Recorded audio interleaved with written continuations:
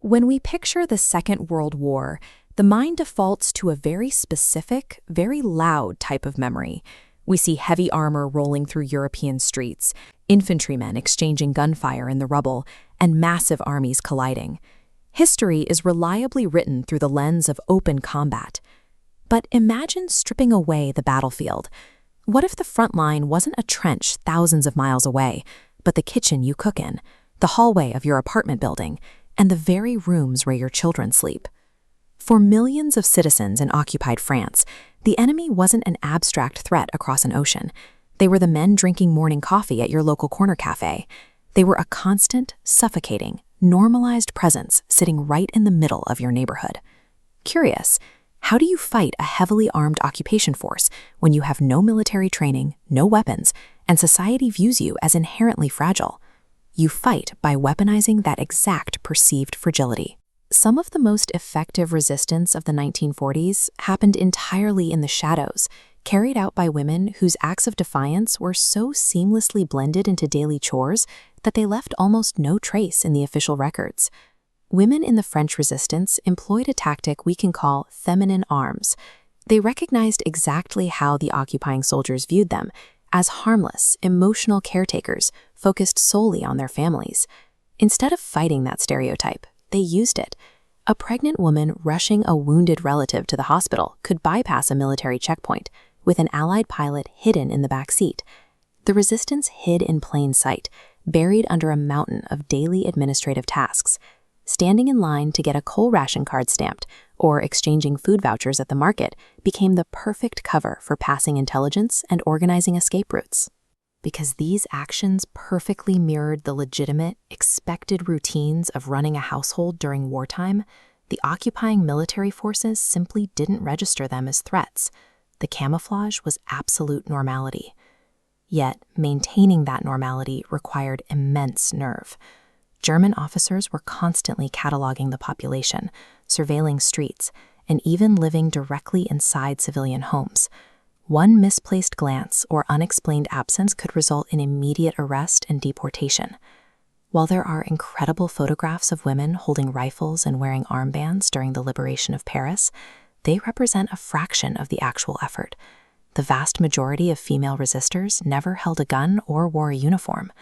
When an enemy completely controls your environment, overt aggression is often a quick path to a firing squad. Routine becomes the deadliest tool you have. This extreme reliance on routine had a bizarre side effect after the war ended. Historians observed a phenomenon called self-effacement among these women. In interviews and memoirs, female resistance members actively minimized their own contributions, often pointing to their male counterparts as the true combatants.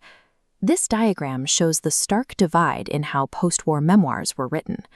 On the left, masculine accounts heavily index on public action and military strategy.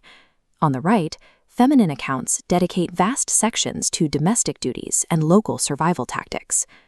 Because their clandestine work was tightly woven into the daily chores they would have been doing anyway, many women genuinely did not view themselves as heroic. They were simply doing what morality demanded in a time of crisis. By defining bravery exclusively through visible, aggressive action, historians effectively wrote these courageous women out of the official narrative. The criteria for heroism was built around men, leaving the quiet endurance of the home front marginalized. Novels like Kristin Hannah's The Nightingale have begun to correct this blind spot, offering a cultural lens that brings the hidden women of occupied France back into focus. The book illustrates two distinct paths. One is highly physical. Young women acted as guides, marching downed Allied airmen through the frozen peaks of the Pyrenees Mountains to safety in Spain, surviving on pure adrenaline. The other path requires an agonizingly still kind of bravery. It is the psychological terror of hiding Jewish children under the floorboards, keeping them absolutely silent, while a Nazi officer sleeps just down the hall. The physical act of opening a cellar trapdoor to hide someone becomes a threshold. The moment a citizen pulls that handle, they cross the line from a passive observer trying to survive into an active participant in the resistance. It highlights the two ways humanity endures occupation. You can push back with fiery outward rebellion, Or you can wage a war of quiet, steadfast endurance. Whether a woman was hiking through a blizzard or lying awake listening to heavy boots on her ceiling, the cost of that freedom was extracted in profound, unspoken personal sacrifice. These women absorbed the trauma of the occupation quietly. They managed the immediate, terrifying business of keeping their families alive, and when it was over, they asked for no statues or medals. As the novel summarizes the experience, in love, we find out who we want to be. In war, we find out who we are. Their historical legacy operates as a mirror for us today.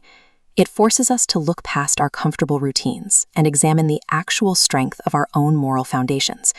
If your home became the front line, and you were stripped of every comfort and protection you rely on right now, what would you be willing to risk to do the right thing?